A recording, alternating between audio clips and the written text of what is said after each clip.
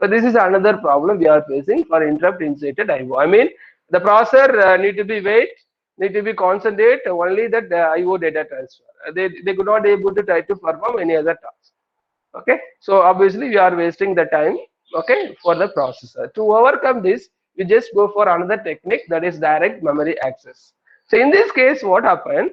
So in direct memory access, suppose the IO devices need to be communicate with the memory, so need to be try to perform any memory operations. So what happened? Initially, the IO devices are going to be try to get the approval from the processor. Once you get the approval, the processor are going to be giving the grant signal to that okay, the IO devices.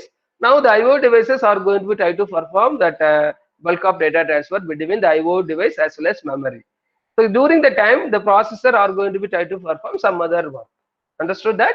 So to improve the performance of the processor, so they are going to be introduced. The IO data transfers are going to be tried to take place. The direct memory access. I mean, removing the CPU from the pod, letting the peripheral device manage the memory buses directly would improve the speed of the transfer. This technique is known as DMA, that is direct memory access.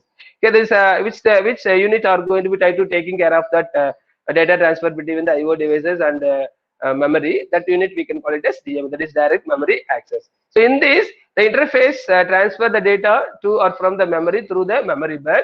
The DMA controller managed to transfer the data between the peripherals and the memory unit. Once need to be get the permission from the CPU.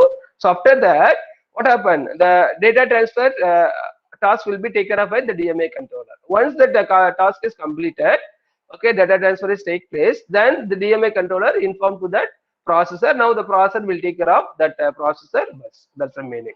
So many hardware systems use a DMA such as disk drive controller, graphics card, network cards, and sound cards, etc. It is also used for intra-chip data transfer in multi-core processor.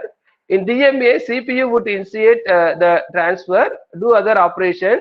That is, I told you. In DMA, CPU would initiate the transfer, do the other operations while the transfer is in progress and receive the okay interrupt from the DMA controller when the data transfer has been completed. Understood that? Initially, the CPU insert the data transfer, then okay, the control given to the DMA controller. Now the DMA controllers are going to be taking care of the data transfer between these IO devices as well as the memory units. So once that okay, the data transfer is completed, then DMA controller are going to be informed to the CPU. Then CPU now continue that process. The parallel, the CPU are doing some other work. So that's the main advantage of this DMA. Okay, mode of data transfer. This is a diagrammatic representation of the DMA. Okay, that is direct memory access. Let's consider this is a processor. The processor contains two important signals. One is hold, that is HOLD. Another one is HLDA, that is hold acknowledgements. Normally, what happens? The entire system bus will take care of the CPU. That is your CPU. I mean your processor, microprocessor. Here, what happened? Here we have the memory. Here we have the IO devices. Now the IO devices need to be a data transfer. Okay, to the memory or memory from the memories need to be tried to pass over the data. What happened? If we go for ordinary okay IO operations, what happened? Here we have the IO instruction. Whenever the IO instruction executed, the processor need to be wait. Then the IO devices, whenever is going to be giving the input, then is going to be received, is going to process. This is the first technique. The second technique is what happened? Okay, then IO device is directly connected with the processor through this interrupt signal. Okay, whenever the interrupts come, that time only is going to be taking care of it. Okay, here also what happened? During the data transfer, the microprocessor need to be keep on monitoring the IO device, IO operations. So to overcome that, we go for DMA. Here what happened? Initially, the IO devices want to transfer the data between the memory and IO devices. It's going to be given request to the DMA controller. Now, the DMA controllers are going to be given the request to the microprocessor, I mean your processor, in this hold signal.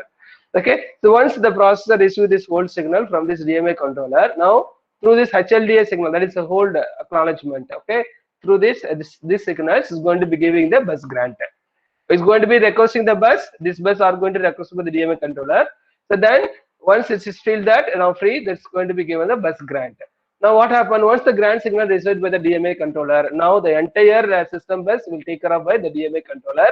Now through this DMA controller, now IO devices transfer the data between the memory as well as memory to IO device or IO device to memory. Now the bulk of data are going to be transferred. During this time interval, the microprocessor, I mean the processor, are going to be try to do some other activities. Some other operations can able to carry it out. Understood that? This is look like a little bit of parallel processings are going to be take place whenever we go for direct memory access. That's a very important question. Please note it. Okay, direct memory access. This is a story behind that. Understood that?